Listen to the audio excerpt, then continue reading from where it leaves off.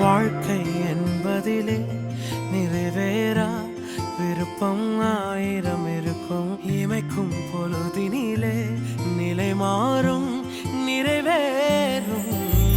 ராஜாவின் மடியில் விளையாடும் அழகு செல்ல பிள்ளை எல்லாம் சரியாகும். விளையாடு மகிழ்வோடு.